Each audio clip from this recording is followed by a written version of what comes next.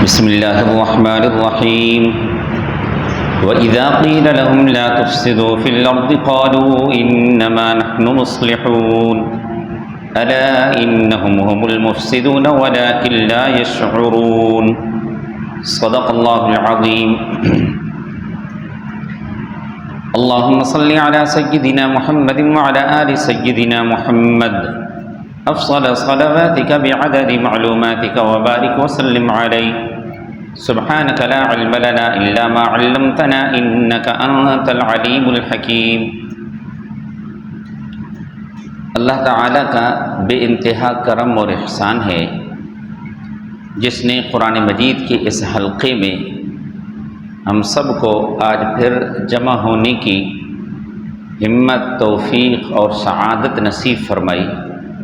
الحمدللہ، اللہ تعالیٰ اس عمل کو اپنی بارگاہ میں قبول فرمائے اور اللہ تعالیٰ زندگی کے آخری لمحے تک سب کے اس جذبے اور شوق کو بحال رکھے، اس کتاب سے فائدہ حاصل کرنے والوں میں اللہ سب کا شمار فرمائے، اور جو اس کتاب سے محروم ہیں دعا کیجیے کہ اللہ انہیں بھی ہدایت عطا فرمائے اور اس کتاب کے انوارات سے ان کے سینوں کو بھی اللہ تعالیٰ منور فرمائے۔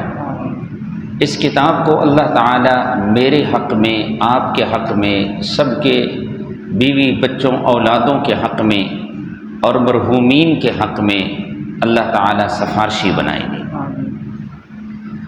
اس سے پہلے درس میں اس بات کا ذکر ہوا تھا کہ سورۃ الفاتحہ میں ہم نے دعا مانگی، اہدنا الصراط المستقیم، اللہ تو ہمیں صراط مستقیم پہ چلائی رکھ، سیدھے راستے پہ چلائی رکھ۔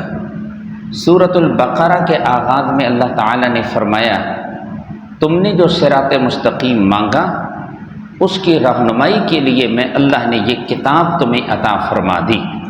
تم نے جو صراط مستقیم مانگا اس کی رہنمائی کے لیے میں نے تمہیں یہ کتاب عطا فرما دی۔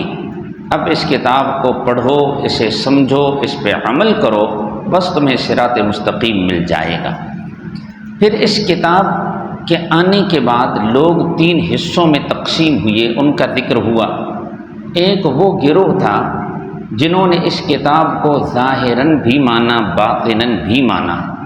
یہ مخلص مسلمان حضرات صحابہ رضی اللہ تعالی عنہم، ان کی 5 صفتیں بیان ہوئیں، پھر نتیجہ بیان ہوا، اولئک علی ھدی من ربہم واولئک ھم المفلحون۔ مجھے اور آپ کو یہی ترغیب دی گئی کہ اگر کامیابی چاہیے تو پھر اس گروہ والی صفتیں اپنے اندر اپنائیں، اس گروہ والی صفات اپنانے کی کوشش کریں اور ان کے پیچھے چلیں۔ اس کے بعد پھر دوسری جماعت کا ذکر ہوا۔ دوسری جماعت وہ ہیں کہ جنہوں نے ظاہراً بھی نہیں مانا، باطناً بھی نہیں مانا۔ یہ کون ہیں؟ یہ مکہ والے ابو جہل کی پارٹی، ضدی لوگ۔ ان کے نتیجے کا ذکر ہوا، ختم اللہ علی قلوبہم، کہ ضد کی وجہ سے اللہ تعالیٰ نے ان سے سمجھنے کی صلاحیت ہی چھین لی، دلوں پہ مہر لگا دیے، کانوں پہ مہر لگا دی، آنکھوں پہ پردہ ڈال دیا، اور آخرت میں ان کے لیے بہت بڑا عذاب ہوگا۔ سارے انسانوں کو سمجھایا گیا کہ اس گروہ میں سے تم نے نہیں بننا ورنہ نتیجہ بڑا خطرناک ہوگا۔ یہ کون ہیں؟ ضدی لوگ، کافر لوگ، انہیں کوئی فائدہ نہیں ہوا اس کتاب کا۔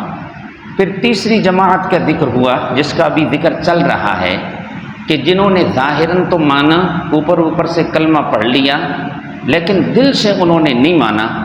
یہ منافقین ہیں کہ آپ کے پاس آتے تو کہتے جی ہم آپ کے، کافروں کے پاس جاتے تو کہتے کہ ہم تمہارے۔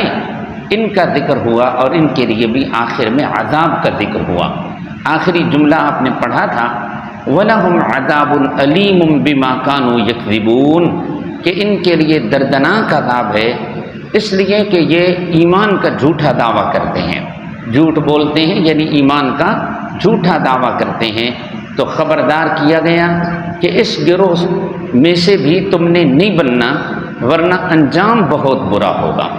اب اس گروہ کی مزید کچھ خباثتیں بیان کی گئیں اور آخر میں چل کے اس کا نتیجہ بیان کیا گیا۔ اس گروہ کی خباثات میں سے اس گروہ کا ذکر کہاں سے شروع ہوا جی؟ وَمِنَ النَّاسِ مَن يَقُولُ سے، یخادعون اللہ، اس میں پہلی خباثت ذکر ہوئی دھوکہ بازی، اس کے بعد آگے چل کے وَإِذَا قِيلَ لَهُم میں اب دوسری خباثت آ رہی ہے فساد۔ یہ جو منافقین تھے بظاہر ان کا تعلق مسلمانوں سے تھا، لیکن پس پردہ ان کے تعلقات کافروں کے ساتھ تھے اور سرغنہ بڑے بڑے یہودیوں کے ساتھ تھے۔ ادھر جاتے مسلمانوں کے راز کی باتیں انہیں بتاتے اور انہیں مسلمانوں کے خلاف اکساتے، فساد مچاتے۔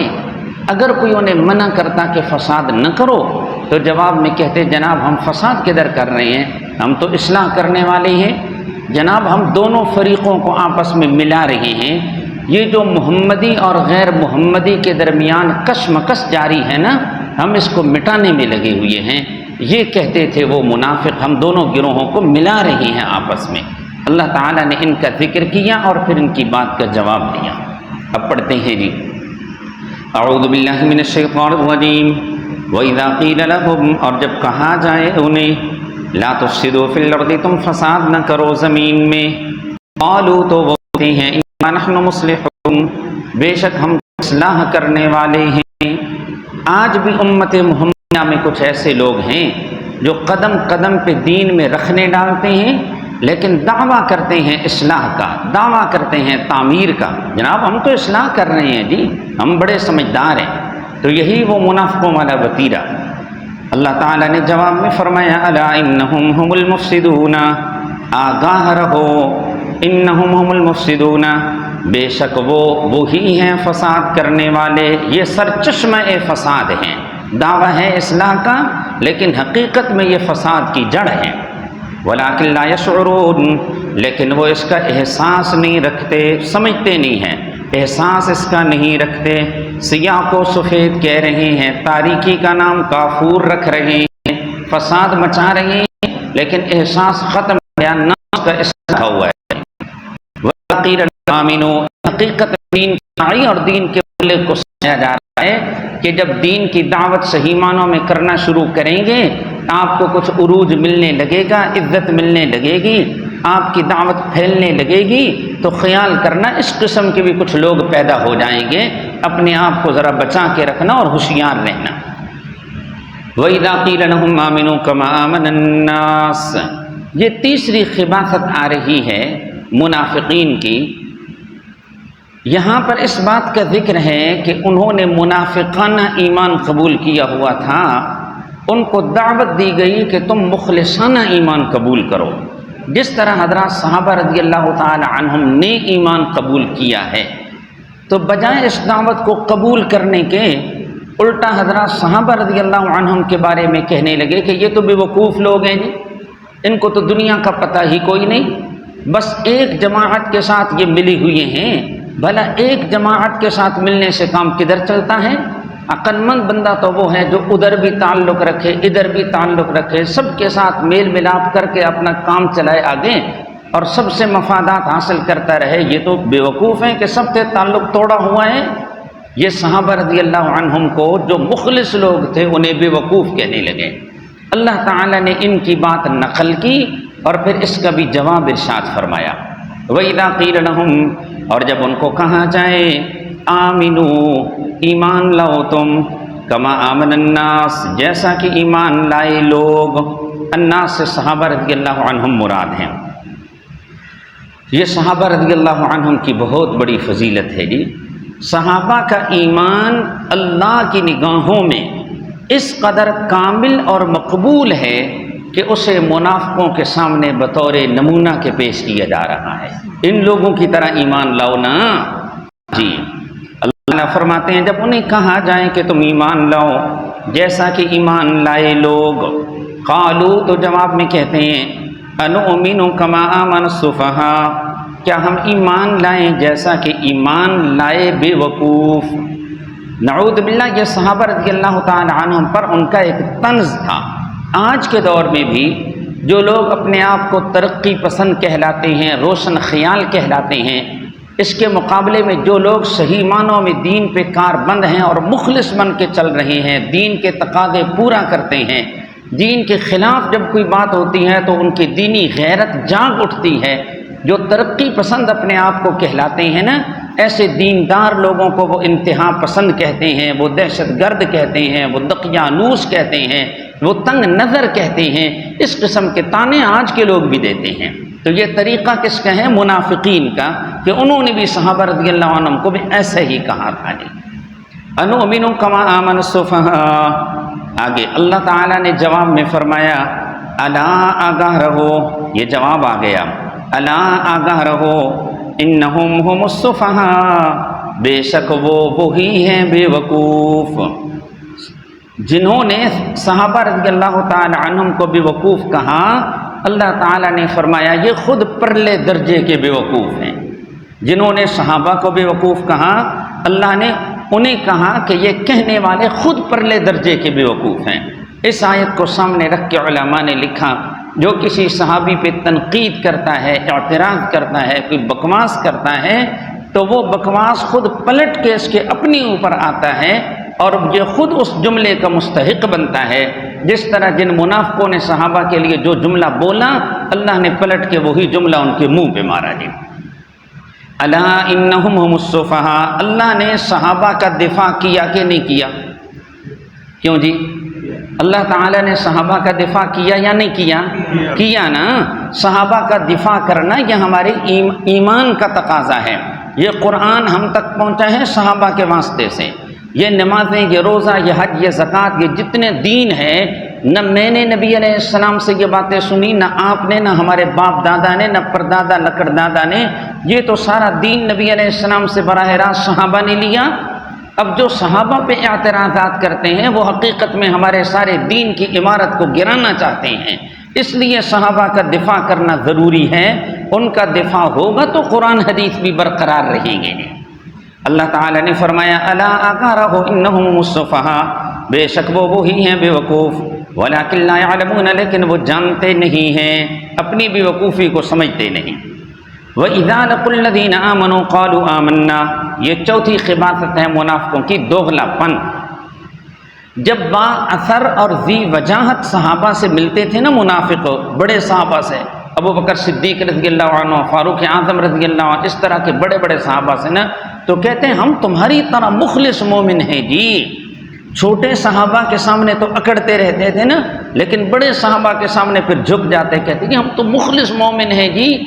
لیکن جس وقت یہاں سے نکلتے ادھر اپنے شیطانوں کے پاس، چودھریوں کے پاس، سرداروں کے پاس جب جاتے تھے، انہیں جا کے کہتے تھے جناب جو آپ کا دین ہے ہمارا وہی دین ہے۔ وہ کہتے پھر سارا دن تو مسلمانوں کے پاس کیا کرتے رہتے ہو، ادھر کیوں بیٹھے رہتے ہو؟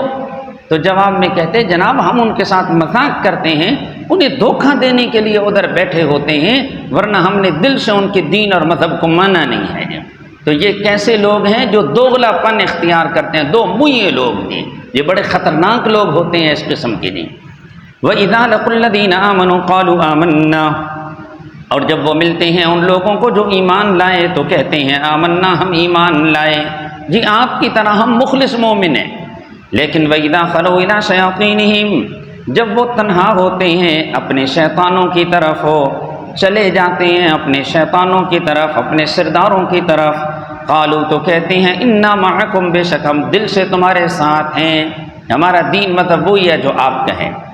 انما نحن مستہزئون، پھر وہ کہتے ہیں مسلمانوں کے ساتھ کیوں بیٹھے رہتے ہو؟ تو جواب میں کہتے ہیں انما نحن مستہزئون، بے شک ہم تو استہزاء کرنے والے ہیں، مذاق کرتے، اوپر اوپر سے جو کلمہ پڑھتے ہیں نا تو مسلمانوں کو بے وقوف بناتے ہیں ہم۔ اللہ تعالیٰ جواب میں فرماتے ہیں یہ جو مسلمانوں کو بے وقوف بنانے میں لگے ہوئے ہیں نا، میں انہیں سزا دوں گا، میں انہیں چھوڑوں گا نہیں، میں سزا دوں گا۔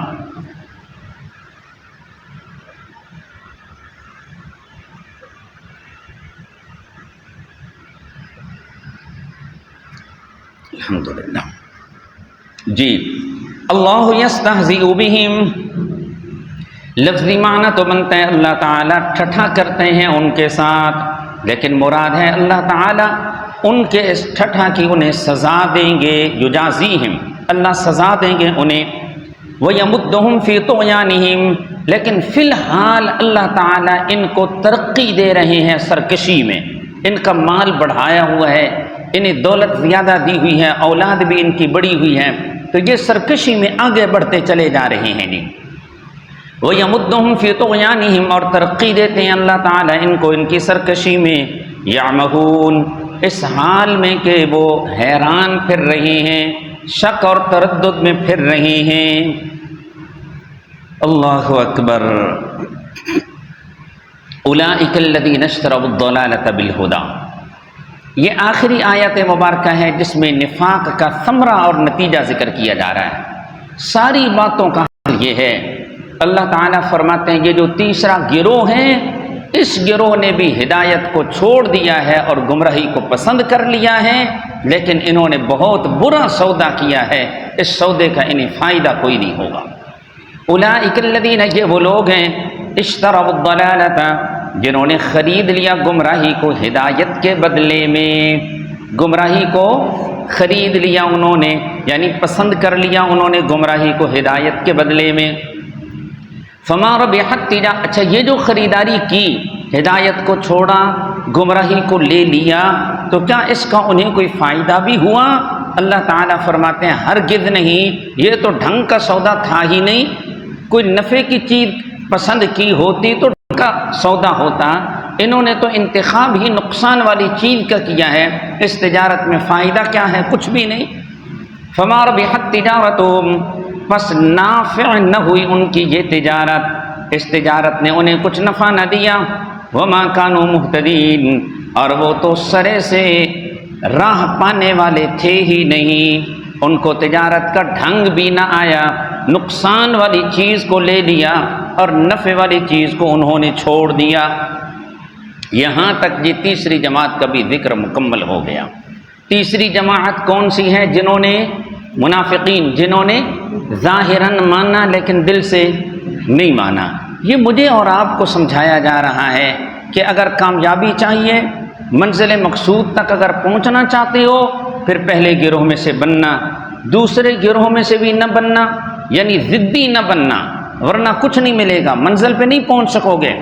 اور تیسرے گروہ میں سے بھی نہ بننا، یعنی منافقوں کی طرح دو کشتیوں پہ پاؤں نہ رکھنا، ورنہ کچھ بھی حاصل نہیں ہوگا، منزل مقصود پہ نہیں پہنچ سکو گے جی۔ اب یہاں تک کتنی جماعتوں کا ذکر ہو گیا؟ 3 جماعتوں کا۔ پہلی جماعت تو بہت اچھی تھی نا جی، اللہ تعالیٰ سب کو اس جماعت میں داخل فرمائے۔ دوسری یہ جو 2 جماعتیں ہیں نا، یہ خطرناک جماعتیں ہیں، ان کے متعلق اللہ تعالیٰ نے آگے پھر 2 مثالیں ذکر فرمائی ہیں جی، ان دوسری 2 جماعتوں سے متعلق۔ پہلے نمبر پہ جناب من، مثلہم کمثل الذی استوقد نارا، یہ ضدی کافروں کی مثال ذکر کی جا رہی ہے۔ اللہ تعالیٰ فرماتے ہیں ان کی عجیب حالت کی مثال یہ ہے، ان کی بالکل توجہ ذرا رکھنی ہے جی، ان کی عجیب حالت، کافر جو مکہ والے تھے نا، نہیں مانا جنہوں نے، ضدی لوگ، اللہ تعالیٰ فرماتے ہیں ان کی عجیب حالت کی مثال تو ایسے ہے جیسے کچھ لوگ بیٹھے ہوئے تھے اندھیرے میں، ان میں سے ایک بندہ کھڑا ہوا، اس نے آگ جلائی، آگ روشن ہو گئی، ادھر ادھر اس کی روشنی پھیلنے لگی، لیکن وہ جو بیٹھے ہوئے تھے نا، ان کی شرارت کی وجہ سے اللہ تعالیٰ نے ان بیٹھے ہوئے لوگوں کی آنکھوں کا نور لے لیا۔ اب دیکھیں نا، دیکھنے کے لیے 2 چیزوں کی ضرورت ہے نا، ایک باہر روشنی ہو اور دوسرا آنکھ بھی دیکھتی ہو۔ اگر باہر روشنی ہو، آنکھ نہ دیکھتی ہو، تو پھر روشنی سے فائدہ حاصل ہوتا ہے؟ نہیں ہوتا۔ تو ہوا کیا، بیٹھے ہوئے تھے لوگ، ان میں سے ایک اندھیرے میں ایک بندہ اٹھا، اس نے آگ جلائی، اس سے روشنی ادھر ادھر پھیلنے لگی، لیکن جو بیٹھے ہوئے لوگ تھے نا، وہ بڑے شرارتی تھے، ان کی شرارتوں کی وجہ سے اللہ تعالیٰ نے ان کی آنکھوں کا نور لے لیا، جس طرح وہ اندھیرے میں تھے اسی طرح اندھیرے میں پڑے رہے۔ اب یہ مثال دی جا رہی ہے مکہ والے مشرکوں کی۔ کیسے جناب؟ رحمت دو عالم امام الانبیاء صلی اللہ علیہ وسلم نے آیات بینات کے ذریعے رشد و ہدایت کی آگ کو روشن کیا۔ مکہ مکرمہ میں ہر طرف گمراہی پھیلی ہوئی تھی، رحمت دو عالم صلی اللہ علیہ وسلم نے آیات بینات کے ذریعے رشد و ہدایت کی آگ کو روشن کیا۔ اس آگ کی روشنی ادھر ادھر اطراف میں پھیلنے لگی، کوئی ادھر سے مسلمان آ رہا ہے، کوئی ادھر سے مسلمان بن کے آ رہا ہے، ادھر ادھر پھیلنے لگی اس کی روشنی۔ لیکن وہاں جو لوگ تھے وہ تو ضدی تھے، وہ شرارتی تھے، وہ اس آگ کو بجھانے کی کوشش میں لگے رہے، نتیجہ یہ نکلا اللہ تعالیٰ نے ان کی نوری بصیرت کو چھین لیا، سمجھنے کی جو صلاحیت تھی اللہ تعالیٰ نے اسے ختم کر دیا۔ اب ان کی حالت یہ ہے صم بکم عمی فہم لا یرجعون، وہ اندھے ہیں، وہ بہرے ہیں، وہ گونگے ہیں، ان کے ایمان لانے کی امید ہی نہیں ہے جی۔ یہ وہی بات ہو گئی، ختم اللہ علی قلوبہم وعلی سمعہم وعلی ابصارہم غشاوہ۔ امید ہے یہ مثال سمجھ آ گئی ہوگی جی۔ اللہ تعالیٰ فرماتے ہیں مثلہم، حال ان کا کمثل الذی استوقد نارا، مثل اس بندے کی حالت کے ہے جس نے آگ جلائی۔ یہ رحمت دو عالم صلی اللہ علیہ وسلم ہے جنہوں نے رشد و ہدایت کی آگ روشن کی۔ فلما اضاءت ما حولہ، بس جب اس آگ نے روشن کر دیا اس کے ارد گرد کو، ذہب اللہ بنورہم، اللہ تعالیٰ لے گئے ان کی روشنی کو۔ وہ جو نور بصیرت ہے نا، فطری نور، جو ہدایت قبول کرنے کی صلاحیت ہر بندے کے دل میں اللہ نے رکھی ہوتی ہے، ان ضدی لوگوں کی شرارت کی وجہ سے اللہ نے اس صلاحیت کو ہی پھر ختم کر دیا۔ وَتَرَكَهُمْ فِي ظُلُمَاتٍ، اور ان کو چھوڑ دیا اندھیروں میں، لا یبصرون، وہ دیکھتے نہیں ہیں، سمن، وہ بہرے ہیں، بکمن، گونگے ہیں۔ ظاہری زبان تو ان کی بولتی ہے، اچھا سمن وہ بہرے ہیں، ظاہری کام تو ان کے سنتے ہیں لیکن حق بات سے ہیں، حق بات نہیں سنتے۔ بکمن، گونگے ہیں، ظاہری زبان تو بول رہی ہوتی ہے لیکن حق بات زبان سے نہیں بولتے۔ عمیٌ، وہ اندھے ہیں، ظاہراً تو ان کی آنکھیں دیکھ رہی ہیں لیکن وہ حق راستے کو نہیں دیکھتے۔ فہم لا یرجعون، پس وہ کفر و شرک سے نہیں لوٹیں گے، ایمان نہیں قبول کریں گے جی۔ او کصیب من السماء، یہ جی تیسری جماعت کی مثال آ رہی ہے۔ تیسری جماعت کون سی تھی جی؟ منافقین کی جی۔ منافقین میں دو قسم کے گروہ تھے جی۔ ایک وہ گروہ تھا جو قرآن کو بالکل سنتا ہی نہیں تھا جی، کلمہ تو اوپر اوپر سے پڑھ رہے تھے لیکن قرآن کو بالکل سننے کو تیار ہی نہیں تھے جی۔ اور دوسرا وہ گروہ تھا جو سن تو لیتا تھا لیکن باتوں پہ عمل نہیں کرتا تھا جی۔ کوئی مرضی کی بات ہوتی تو اسے لے لیتے تھے، نفع مل رہا ہوتا تو اس وقت جی ہم بھی آپ کے ساتھ ہیں، اور کہیں کوئی نقصان نظر آتا تو پھر پیچھے بھاگ جایا کرتے تھے۔ یہ دوسرا گروہ تھا۔ ان دونوں گروہوں کی اب مثالیں دی جا رہی ہیں۔ یہ دو گروہ کس کے ہیں؟ منافقوں کے، کہ ایک گروہ سنتا ہی نہیں تھا اور دوسرا گروہ سن تو لیتا لیکن عمل نہیں کرتا تھا۔ اب پہلے گروہ کی مثال، پہلے گروہ کی مثال ایسے دی گئی جی کہ جناب من، ایک بندہ ہے، کہیں وہ اندھیرے میں کھڑا ہوا ہے، بادل گرج رہے ہیں، بجلی چمک رہی ہے، بارش برس رہی ہے، بادلوں کا گرجنا، بجلی کا چمکنا یہ اس بات کی علامت ہے کہ مزید بارش ہونے والی ہے۔ یہی ہے نا، عقل مندی کا تقاضا یہ ہے بجلی چمکے تو راستہ دیکھے، اور جب اندھیرا ہو تو یہ فوراً اپنی منزل پہ پہنچے، محفوظ مقام پہ پہنچے۔ عقل مندی کا تقاضا یہ ہے، لیکن یہ بندہ کیا کرتا ہے، وہاں ہی کھڑا ہے اور کانوں میں انگلیاں ڈال لیتا ہے کہ کہیں اس گرج کی وجہ سے میرا کلیجہ نہ پھٹ جائے، کہیں میں مر نہ جاؤں۔ یہ وہاں پہ ہی بے وقوف کھڑا ہوا ہے۔ عقل مند ہے یا بے وقوف ہے؟ بے وقوف ہے۔ یہ ان منافقوں کی مثال دی ہے۔ قرآن کی بارش ہو رہی ہے، بارش قرآن والی، قرآن کی بارش ہو رہی ہے جس میں ہدایت کے بڑے مضبوط دلائل موجود ہیں، کفر و شرک سے ڈرایا جاتا ہے۔ مندی کا تقاضا تو یہ ہے قرآن کی باتوں کو سنا جائے، سمجھا جائے، ان پہ عمل کیا جائے، لیکن یہ اتنے بدبخت ہیں کہ کانوں میں انگلیاں ڈال لیتے ہیں کہ کہیں قرآن کی آواز میرے کان کے ذریعے دل تک نہ پہنچ جائے۔ وہ قرآن اور ایمان سے ایسے ڈرتے ہیں جیسے موت سے ڈرا جاتا ہے۔ یہ کون ہیں؟ منافق جی، جو قرآن سنتے ہی نہیں تھے۔ دیکھیے جی، او کصیب من السماء، یا مثل زوردار بارش کے، من السماء آسمان سے، فیہ ظلمات، اس میں اندھیرے ہیں، ورعد اور گرج ہے، وبرق اور بجلی ہے، یجعلون اصابعہم، وہ ڈال لیتے ہیں اپنی انگلیوں کو، فی آذانہم، اپنے کانوں میں۔ کتنی بڑی بدبختی ہے جی، قرآن جیسی عظیم کتاب اور کانوں میں انگلیاں ڈال لیتے کہ قرآن کی آواز کہیں ہم تک نہ پہنچے۔ آپ کے مفتی صاحب علم آدمی ہیں، سمجھتے ہیں اصابع اصبع کی جمع ہے اور اصبع انگلی کو کہتے ہیں۔ کیا پوری انگلی جاتی ہے کان میں؟ کان میں تو صرف معمولی سا پوڑا جاتا ہے نا، تو اس کو تو انامل کہا جاتا ہے۔ یہاں قرآن نے انگلی کا اصابع، پوری انگلی کا لفظ بولا، یہ مبالغتاً ہے کہ انہیں قرآن سے اتنی نفرت ہوتی کہ انگلیوں کو خوب زور سے دباتے تھے، اب اندر مزید انگلی جا نہیں سکتی تھی، ورنہ ان کی تو کوشش ہوتی تھی پوری انگلی ڈالیں، کان کو مکمل بند کر دیں، قرآن سے اتنی نفرت تھی انہیں جی۔ اللہ اکبر، پناہ بخدا اللہ تعالیٰ سب کو ایسے لوگوں سے بچائے جی۔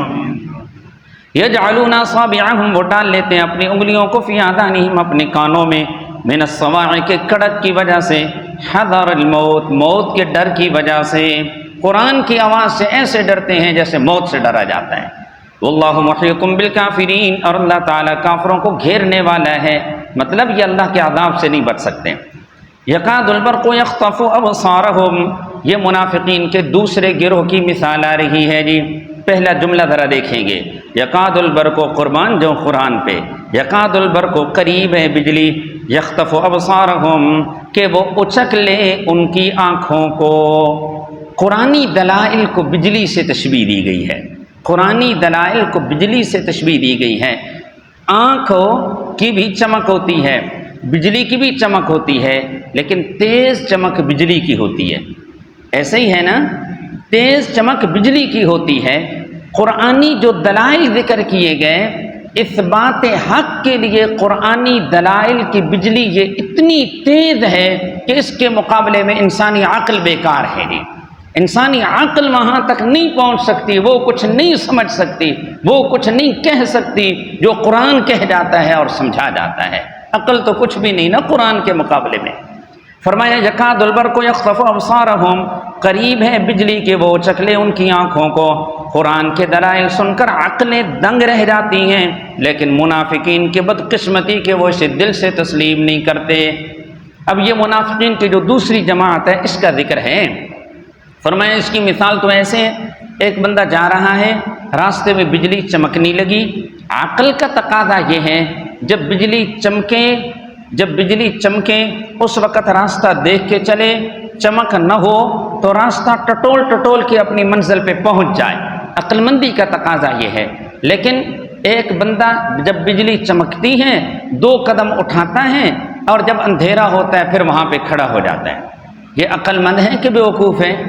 یہ منافقوں کی مثال دی گئی ہے کہ عقل مندی کا تقاضا تو یہ تھا قرآن کی ہر بات پہ عمل کرتے، ظاہری نفع ہوتا یا نقصان ہوتا، لیکن ان کی حالت یہ ہے کہ جب نفع ہوتا ہے اس وقت واہ واہ، اور جب کوئی معمولی سی تکلیف پہنچتی ہے پھر پیچھے ہٹ جاتے ہیں اور دور بھاگ جاتے ہیں۔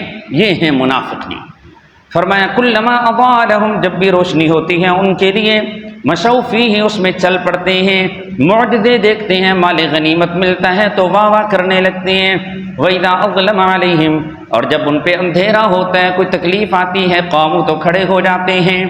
وَلَوْ شَاءَ اللَّهُ لَذَهَبَ بِسَمْعِهِمْ وَأَبْصَارِهِمْ، اللہ تعالیٰ نے فرمایا میں نے کان دیے قرآن اور حق کو سننے کے لیے، آنکھیں دی حق راستے کو دیکھنے کے لیے، لیکن جب کانوں سے بھی کام نہیں لے رہے، آنکھوں سے بھی کام نہیں لے رہے، تو میں اس پہ بھی قادر ہوں کہ ان کانوں کو لے لوں اور ان آنکھوں کو لے لوں، کانوں کی سنوائی کو ختم کر دوں، آنکھوں کی بینائی ختم کر دوں، یہ میرے لیے کوئی مشکل نہیں ہے۔ وَلَوْ شَاءَ اللَّهُ، اور اگر اللہ تعالیٰ چاہتے، لَذَهَبَ بِسَمْعِهِمْ، البتہ لے جائیں، اگر اللہ چاہیں تو لے جائیں ان کے کانوں اور ان کی آنکھوں کو، کیونکہ ان اللہ علی کل شیء قدیر، بے شک اللہ تعالی ہر چیز پر قادر ہے۔ یہاں تک جناب تمہید مکمل ہو گئی، اب مقصود اصلی آ رہا ہے۔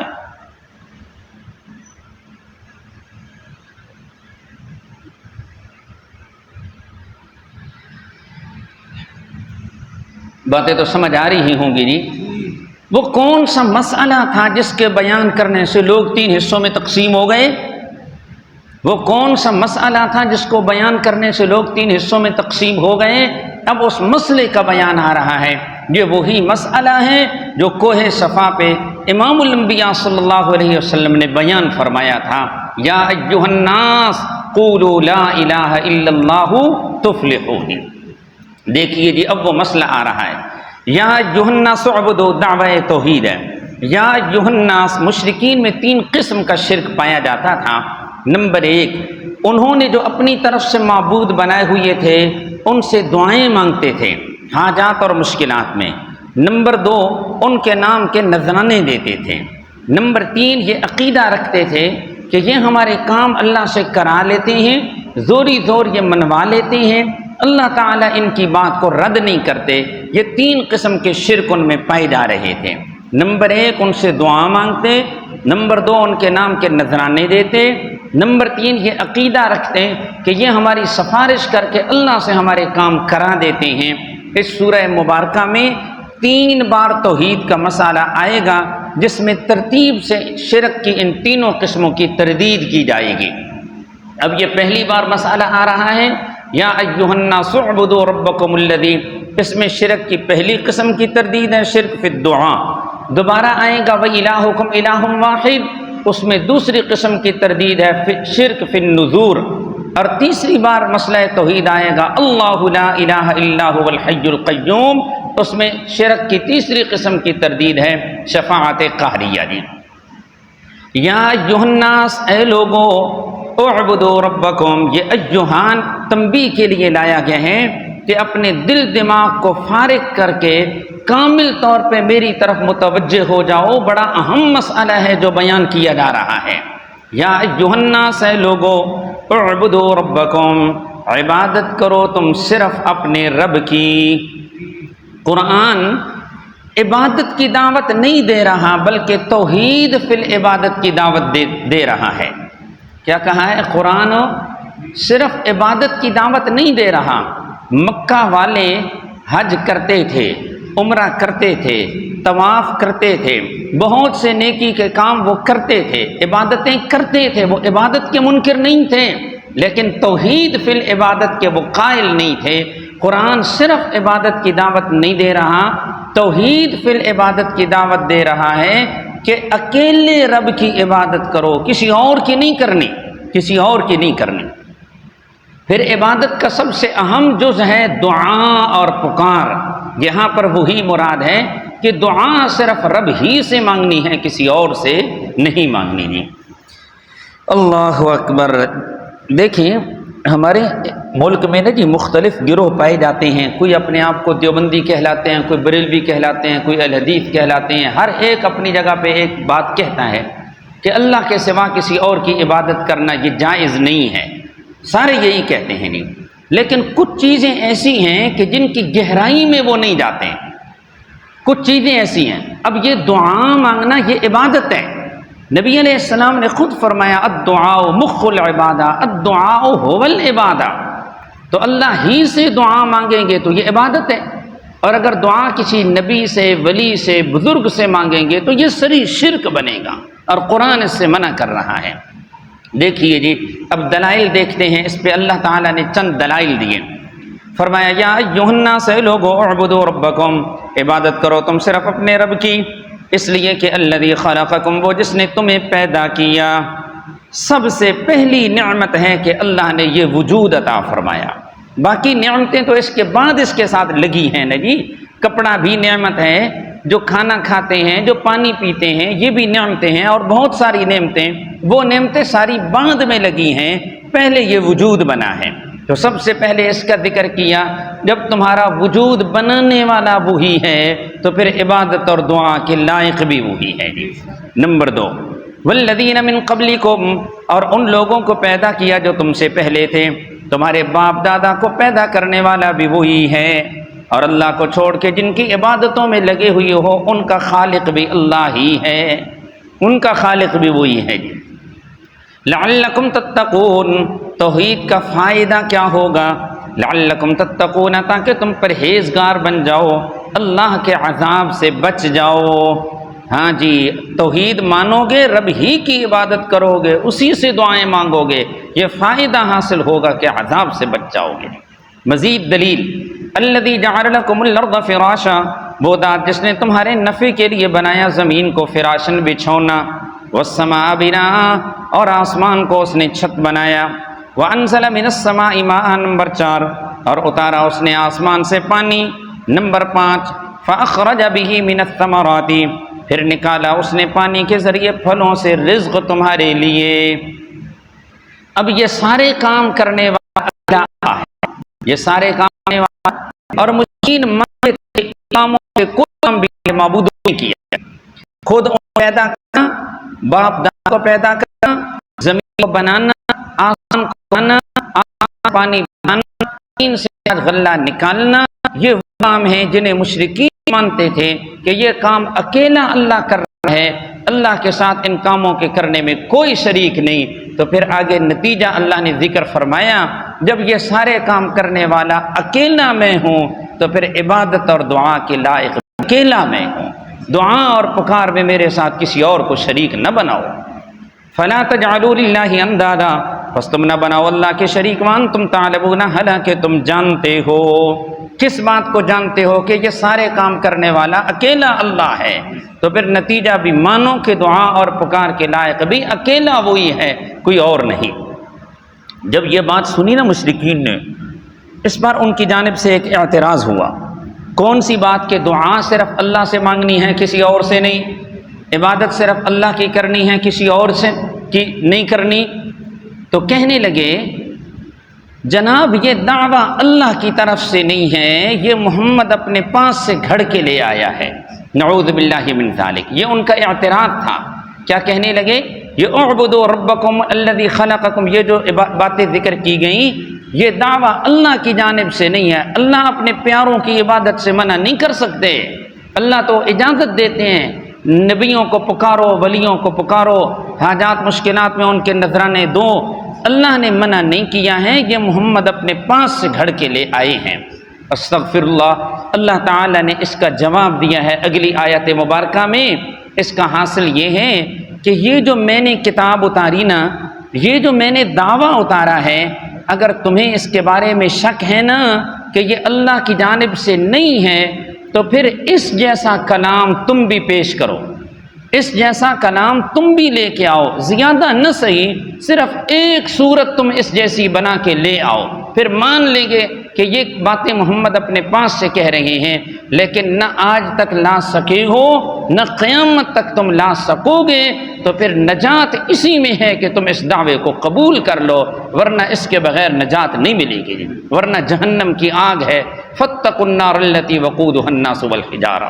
اب ذرا دیکھیے جی، تھوڑا غور فرماتے جائیں گے۔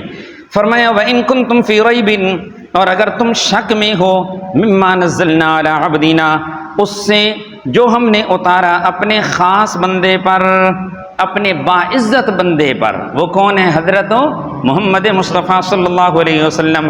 اگر تمہیں اس کے بارے میں شک ہے کہ یہ اللہ کی جانب سے نہیں ہے، تو فأتوا بسورۃ من مثلہ، تم لے آؤ ایک سورت من مثلہ جو قرآن جیسی ہو، جو قرآن جیسی ہو۔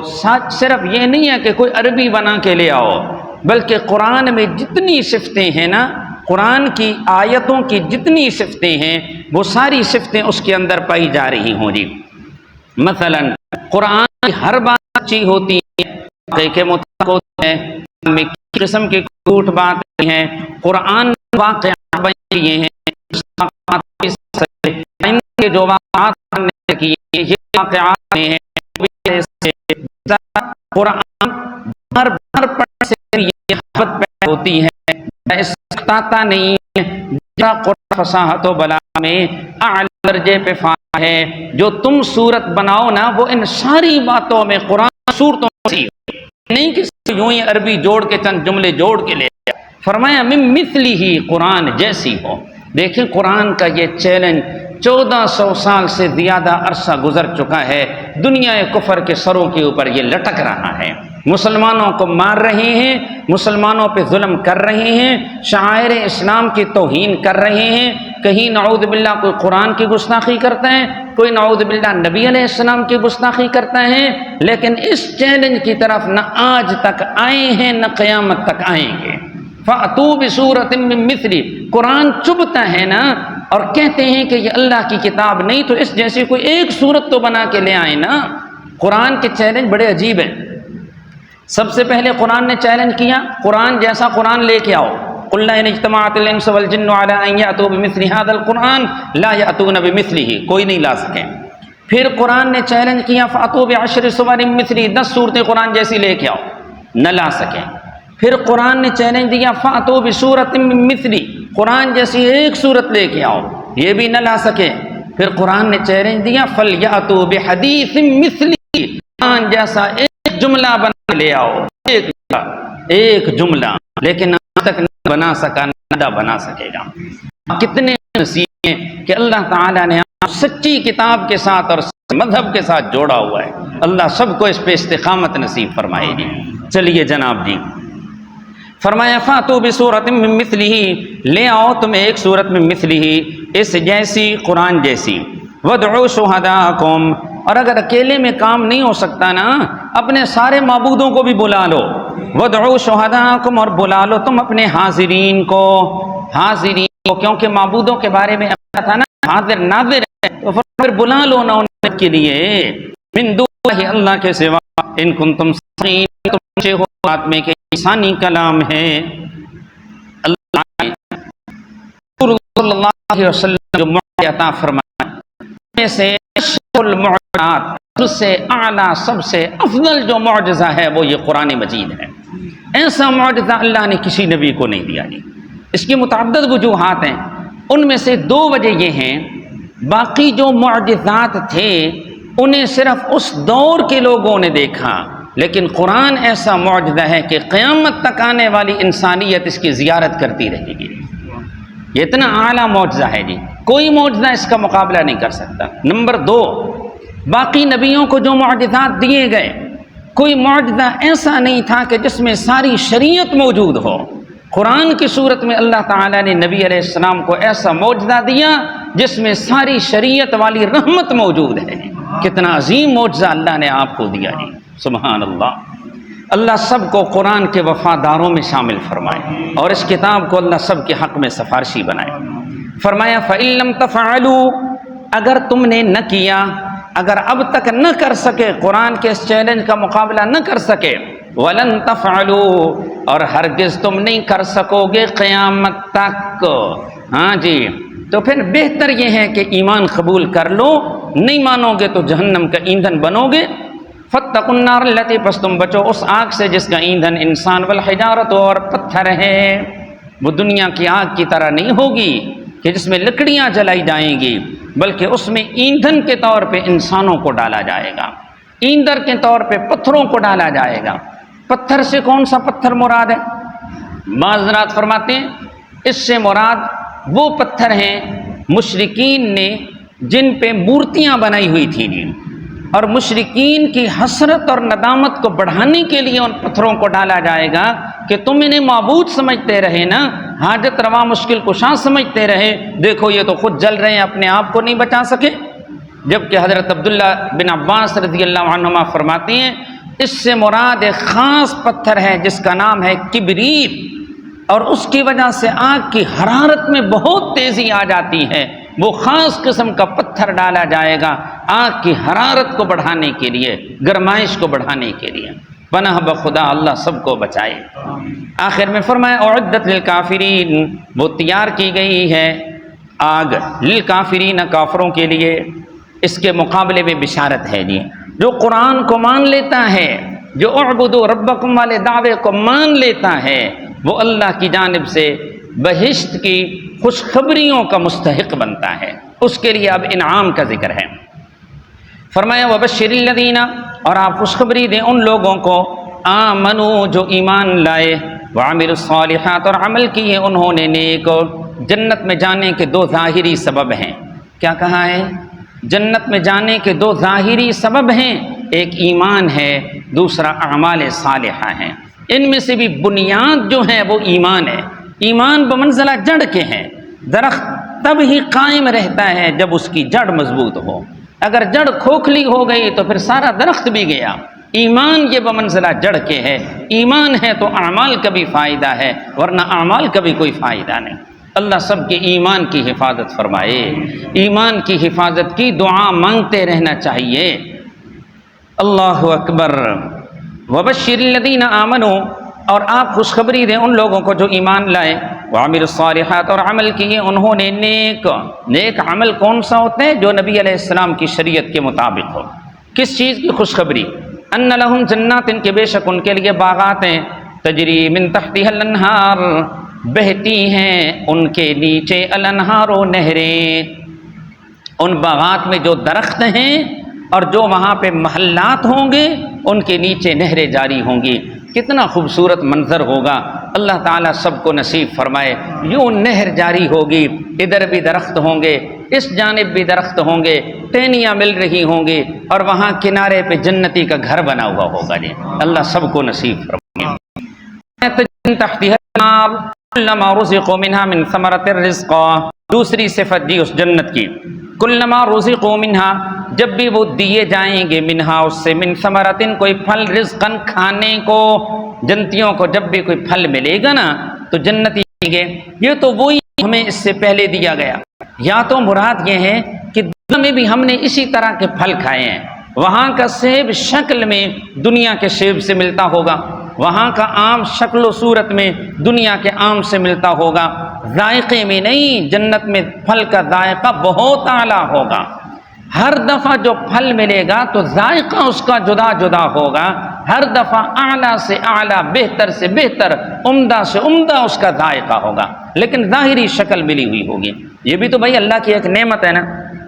دیکھیں نا، وہاں کوئی نیا قسم کا فروٹ دے دیا جائے اور ہمیں پتہ ہی نہ ہو کہ اس کو ہم نے کھانا کیسے ہے، آم کی طرح ہوگا تو ہم لوگ سمجھیں گے کہ یہ آم ہے، تو پتہ ہے اس کو یوں کاٹتے ہیں اور یوں کھاتے ہیں جی۔ تو کوئی نئی چیز ہو، اب پہلی دفعہ کسی کو آم ملے تو اپنے کپڑے بھی خراب کرے گا، اسے سمجھ نہیں ہے میں نے اسے کھانا کیسے ہے۔ اس لیے یہ اللہ کی نعمت ہے، وہاں جو نعمتیں ہوں گی دنیا کے نعمتوں سے ظاہری طور پر ملتی جلتی ہوں گی جی۔ دیکھیے جی، قالوا هذا الذي رزقنا من قبل واتوا به متشابها، اور یہاں اس کا مطلب یہ ہے جنت کے اندر ہی دوبارہ جب پھل ملے گا نا تو وہ پہلے والے پھل کے ساتھ شکل میں ملتا جلتا ہوگا، جو پہلے پھل کھایا ہوگا جنت میں۔ وَأُتُوا بِهِ مُتَشَابِهًا، اور وہ دیے جائیں گے اس کے ساتھ متشابہن، ملتا جلتا رنگت میں۔ وَلَهُمْ فِيهَا أَزْوَاجٌ مُطَهَّرَةٌ، اس جنت اور بہشت کی تیسری صفت آ گئی جی۔ ایک تو وہاں پہ نہریں ہوں گی، اور دوسرے نمبر پہ وہاں پھل، اس کا ذکر ہوا، تیسرے نمبر پہ جناب باقی سب کچھ ہو لیکن گھر والی نہ ہو تو پھر کوئی مزہ ہے زندگی کا؟ بہت سارے بڑے حضرات بیٹھے ہیں، یہ تو بات سب کو سمجھ آ رہی ہے جی۔ باقی سب کچھ ہو لیکن ہو آپ اکیلے اور گھر والی نہ ہو تو زندگی کا کوئی مزہ ہے؟ اللہ تعالیٰ فرماتے ہیں میں اس نعمت سے جنتیوں کو محروم نہیں کروں گا، اس کا بھی وہاں خاص طور پہ انتظام ہوگا۔ وَلَهُمْ فِيهَا أَزْوَاجٌ مُطَهَّرَةٌ، اور وہاں ان کے لیے بیویاں ہوں گی مطہرہ، پاک صاف بھی ہوں گی، اور دنیا والی عورتیں اگر یہ مومنہ ہیں تو یہ بھی وہاں پر ہوں گی۔ ازواج مطہرہ، لیکن صفت قرآن نے ذکر کیا مطہرۃ، پاک صاف ہوں گی، کوئی ظاہری عیب بھی ان میں نہیں ہوگا اور کوئی باطنی عیب بھی نہیں ہوگا۔ یہ جو دنیا میں کبھی اختلافات ہو جاتے ہیں، کبھی زبان سے کوئی سست جملے نکل جاتے ہیں، اس قسم کے کبھی کوئی بعض عورتیں جو ہیں وہ کوئی بدتمیزی کر جاتی ہیں یا جھگڑنا شروع کر دیتی ہیں، اس قسم کا بھی کوئی عیب وہاں جا کے نہیں رہے گا، بالکل سب کے دل صاف ہو جائیں گے۔ وَنَزَعْنَا مَا فِي صُدُورِهِم مِّنْ غِلٍّ، مطہرۃ، بالکل پاک صاف ہوں گی۔ اور اس جنت کی چوتھی صفت یہ ہے وَهُمْ فِيهَا خَالِدُونَ، اور وہ اس جنت میں ہمیشہ رہنے والے ہوں گے۔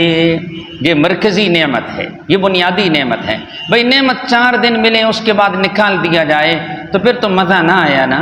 مزہ تو یہ ہے ہمیشہ ملے وہ نعمت، تو یہ جنت کی نعمتیں ہیں، یہ دنیا کی نعمتیں نہیں ہیں۔ اللہ تعالیٰ سب کو یہ جنت کی نعمتیں نصیب فرمائے، جنتیوں والے اعمال کرنے کی اللہ سب کو توفیق نصیب فرمائے جی۔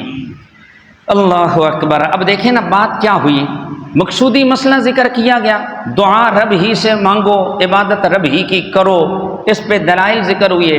مشرکین نے اعتراض کر دیا کہ یہ محمد اپنے پاس سے بنا کے لاتے ہیں، یہ اللہ کی بات نہیں ہے۔ اللہ تعالیٰ نے اس کا جواب دیا کہ تم بھی ہمت کرو نا، جڑیں بنو نا، ایک صورت تو بنا کے لے آؤ اس جیسی، نہیں لا سکتے۔ پھر فرمایا ایمان قبول کر لو ورنہ جہنم کی ایندھن بنو گے۔ جنہوں نے مان لیا وہ تو جنت میں جائیں گے۔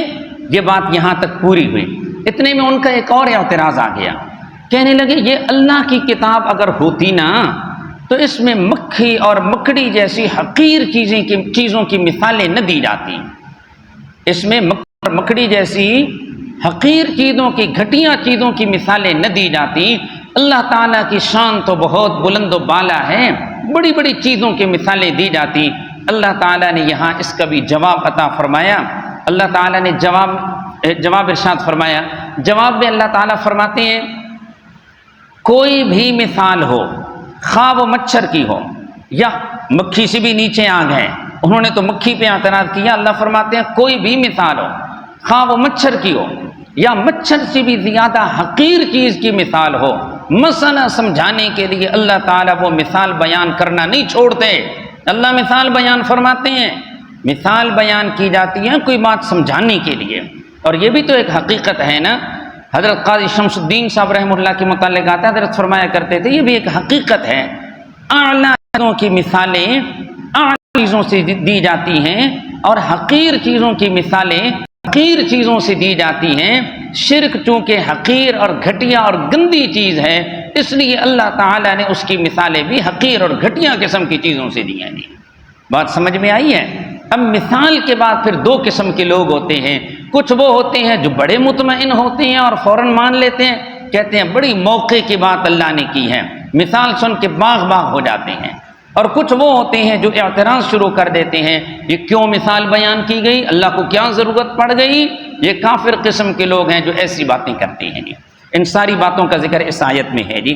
اب پڑھتے ہیں، ان اللہ لا یستحی ان یضرب، بے شک اللہ تعالیٰ نہیں شرماتے اس بات سے، یعنی نہیں چھوڑتے اس بات کو، ان یضرب مثلا ما، یہ کہ وہ بیان کرے کوئی مثال، بعودۃ مچھر کی ہو، فما فوقها، یا اس سے اوپر، یعنی مچھر سے بھی زیادہ کسی حقیر چیز کی مثال ہو، اللہ نہیں چھوڑتے۔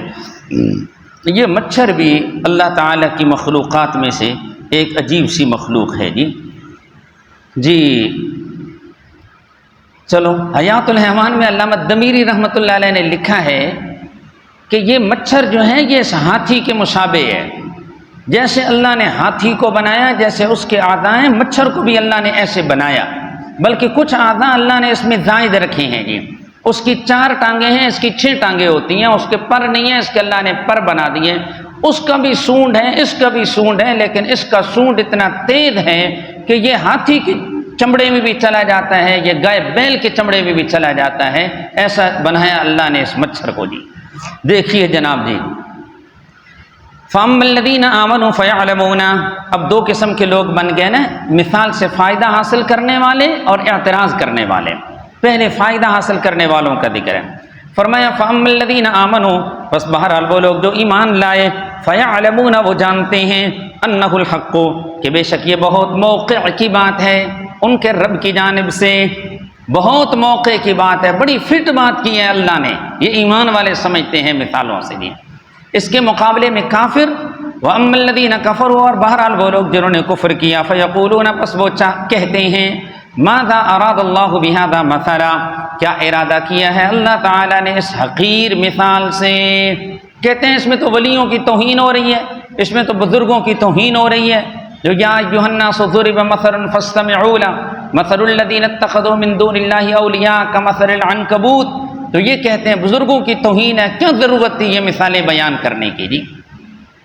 اللہ تعالیٰ جواب میں فرماتے ہیں، انہوں نے کہا نا کیا ضرورت مثال بیان کرنے کی، اللہ نے جواب میں فرمایا یضل بہ کثیرا، اللہ تعالیٰ گمراہ کرتے ہیں اس مثال کے ذریعے بہتوں کو، ویہدی بہ کثیرا، اور اللہ ہدایت دیتے ہیں اس کے ذریعے بہتوں کو۔ مثال گمراہ کرنے کے لیے آتی ہے یا ہدایت کے لیے آتی ہے جی؟ ہدایت کے لیے نا، لیکن اللہ نے پہلے فرمایا مثال کے ذریعے بہتوں کو گمراہ کرتے ہیں۔ یہ بالکل ایسی بات ہے جی، جیسے ایک بچہ ہے نا، استاد بیٹھے ہیں، قاری صاحب پڑھانے کے لیے بیٹھے ہیں، ایک بچہ نیا آیا نا، اس نے دیکھا استادوں کے پاس ڈنڈا پڑا ہوا ہے نا، کہا یہ کیوں رکھا ہوا ہے استاد جی، بے تکلف سا، گھر کے آزاد ماحول سے آیا، کہتے کیوں رکھا ہوا ہے، بچے ویسے یہ بعض دفعہ نہیں پڑھتے، ایسا ایسا کھٹکا دیتا ہوں نا۔ تھوڑی دیر کے بعد پھر بچے نے پوچھا، استادوں نے کوئی ایسی ہی بات کر دی، پھر پوچھا، پھر استادوں نے کوئی ایسی بات کر دی، ٹال دیا، پھر بچے نے جو زیادہ تنگ کیا نا تو کہا یہ تیرا سر پھاڑنے کے لیے رکھا ہوا ہے۔ بھائی حقیقت میں ڈنڈا کو سر پھاڑنے کے لیے تو نہیں رکھا ہوا نا، تنبیہ کے لیے، ڈانٹ ڈبٹ کے لیے رکھا ہوا ہے۔ وہ جو بار بار کہتے ہیں نا اللہ نے مثال کیوں دی کیوں دی کیوں دی، کہا تجھے جہنم میں ڈالنے کے لیے دی ہے، تجھے گمراہ کرنے کے لیے دی ہے، ورنہ حقیقت میں تو مثال ہدایت کے لیے دی گئی۔ یضل بہ کثیرا ویہدی بہ کثیرا وما یضل بہ الا الفاسقین، اور نہیں اللہ تعالیٰ گمراہ کرتے مگر ان لوگوں کو جو حد انسانیت سے نکلنے والے ہیں۔ فاسق کہتے ہیں خروج العاقل عن طاعت اللہ عمدا، کسی عقل مند آدمی کا جان بوجھ کے اللہ کی اطاعت سے نکل جانا، حد انسانیت سے جو نکل جاتا ہے، ضدی بندہ ہے، گناہ چھوڑنے کے لیے بالکل تیار ہی نہیں ہے، ایسے بندے کے لیے پھر گمراہی کا فیصلہ ہوتا ہے۔ ایسے اللہ تعالیٰ سب کو بچائے جی اس سے۔ ایسے بندوں کی پھر اللہ تعالیٰ نے آگے 3 صفتیں بیان کی ہیں جی، یہ بری صفتیں۔ پہلے نمبر پہ فرمایا الذین ینقضون عہد اللہ، فاسقین وہ لوگ ہیں جو توڑتے ہیں اللہ کے عہد کو، من بعد میثاقہ، اس کو پختہ کرنے کے بعد اللہ کا عہد توڑتے ہیں۔ آپ اپنے استاذوں سے بارہا یہ سن چکے ہوں گے کہ عالم ارواح میں اللہ نے سب سے عہد لیا تھا، الست بربکم، کیا میں تمہارا رب نہیں ہوں؟ لیا ہے نا یہ عہد، اور سب نے کیا کہا تھا؟ کیوں نہیں اللہ آپ ہی ہمارے رب ہیں۔ پھر اس عہد کو پکا کرنے کے لیے اللہ نے انبیاء بھیجے، کتابیں بھیجی، دلائل کے ساتھ اس کو خوب پکا کیا گیا، لیکن جو مشرک اور کافر آدمی ہے، فاسق آدمی ہے، وہ اس عہد کو توڑ دیتا ہے اور شرک میں مبتلا ہو جاتا ہے۔ یہ ہے عہد توحید کو توڑ دینا۔ الذین ینقضون، وہ لوگ جو توڑتے ہیں اللہ کے عہد کو، من بعد میثاقہ، اس کو پختہ کرنے کے بعد، اللہ نے بڑا پکا کیا، دلائل دیے، لیکن یہ توڑتا ہے اسے۔ نمبر 2، وَيَقْطَعُونَ مَا أَمَرَ اللَّهُ بِهِ، اور کاٹتے ہیں اس چیز کو کہ حکم دیا اللہ نے اس کے بارے میں، أَن يُوصَلَ، یہ کہ اس کو ملایا جائے۔ اللہ نے جن تعلقات کو جوڑنے کا حکم دیا، یہ فاسق بندہ ان تعلقات کو توڑتا ہے، اللہ سے بھی تعلق توڑتا ہے، نبی علیہ السلام سے بھی تعلق توڑتا ہے، آسمانی کتابوں سے بھی تعلق توڑتا ہے، رشتہ داروں سے بھی تعلق توڑتا ہے، انسانی حقوق بھی پامال کرتا ہے، نہ رب کا حق پورا کرتا ہے نہ بندوں کا حق پورا کرتا ہے۔ یہ فاسق بندہ ہے۔